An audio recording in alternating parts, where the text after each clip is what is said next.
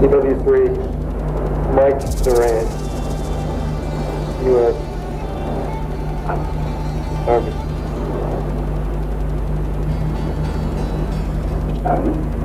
U.S. Army. I'm a Black Hawk pilot. Black Hawk pilot. Told Durant to do what I'm told.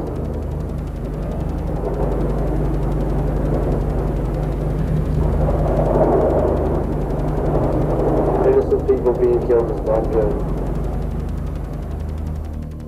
It was like it was an extension of me. That is how it felt. When I strapped that thing on, I just felt part of it. Did you ever think you would make it out of that alive?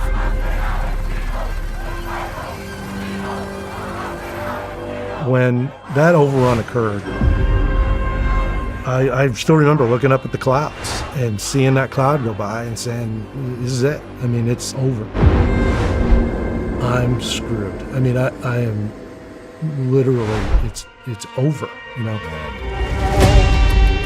That was the most, you know, dynamic. And then when they carried me through the streets, that was just a whole nother, kind of happened again. I just thought, there's no freaking way I can survive this. All of them soldiers who were taking part in an international effort to end the starvation of the Somali people themselves. I'm not a great athlete. I'm a decent scholar. I'm not all that good looking. I can't run all that fast.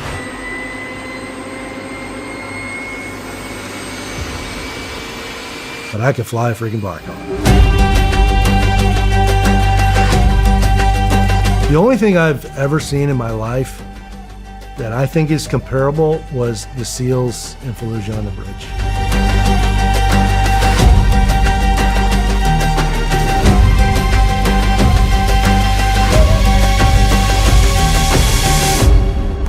I mean, I can't even describe it. I can't even relate to it anymore because it's been 30 years, you know.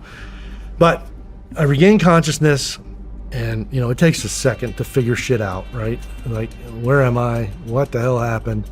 Don't remember hitting the ground. This past weekend, we all reacted with anger and horror as an armed Somali gang desecrated the bodies of our American soldiers and displayed a captured American pilot.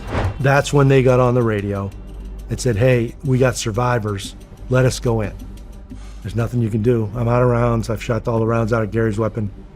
Why I never thought of my pistol, I cannot explain. It's probably a fucking good thing you didn't. So basically did the same thing. I said, you know, these are my injuries, don't know where everyone else is, and I signed an NSDQ. I was trying to tell them something. And unfortunately, the Red Cross, with their commitment to neutrality, thought it was a code. So they scratched it out. But you could still read it. And it's our unit motto, Nightstalkers don't quit.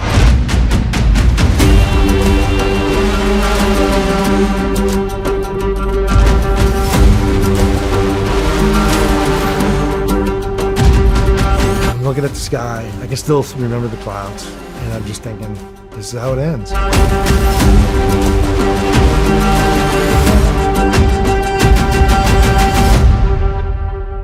There's a scientific explanation for that, and there's a spiritual explanation for that. All I can tell you is it happened.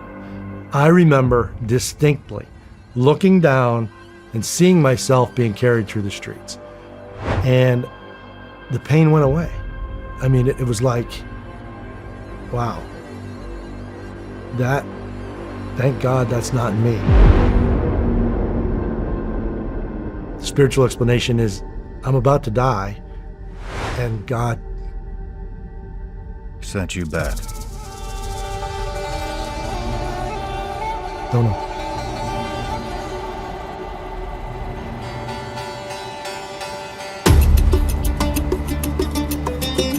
And one of the specific comments was, you didn't even mention Randy Sugar and Gary Gordon. Medal of Honor, okay? Not even mentioned. I was fucking excited about this. Yeah. When I was excited for Tom, I was excited for everybody involved, and then Tom told me don't fucking watch it. So I'm not gonna watch it. Yeah. Did money from Minnesota taxpayers earmarked to feed hungry children wind up in the hands of a Somali terrorist group? Minnesota, this happened in Minnesota. Somalis who are defrauding the government to fund terrorism, more specifically Al-Shabaab. A 78th defendant was charged just today.